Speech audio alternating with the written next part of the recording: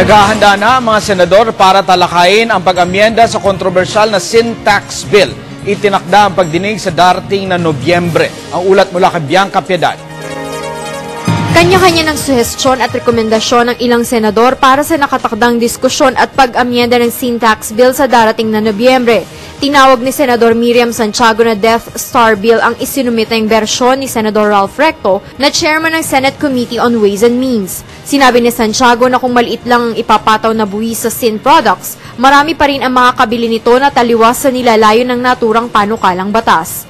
Hindi rin naitago ang pagkadismaya ni Senador Sergio Osmeña III sa mababang target revenue collection na lumabas sa committee report na umaabot lamang sa 20 bilyong piso. I'm very dissatisfied with that.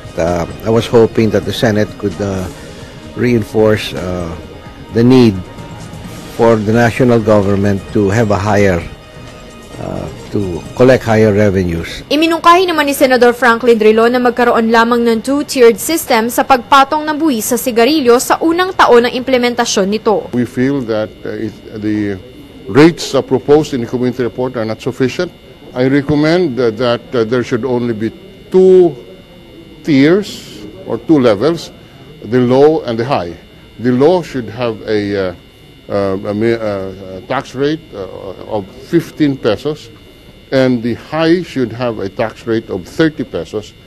And after 2 years, there should only be one rate.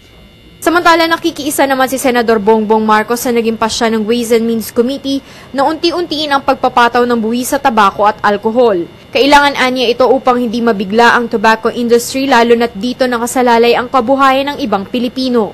Ngunit nilinaw ni Senador Marcos na nais niyang amyendahan ang porsyento ng buwis para sa tabako at alkohol upang mas maging patas ito. If I'm sure that some in the tobacco industry will still find it high. Inaasahan naman matatapos ang pagtalakay ng Senado sa sin tax bill bago magsimula ang budget deliberations sa gitna ng buwan ng Nobyembre. Para sa Telebisyon ng Bayan, Bianca Piedad.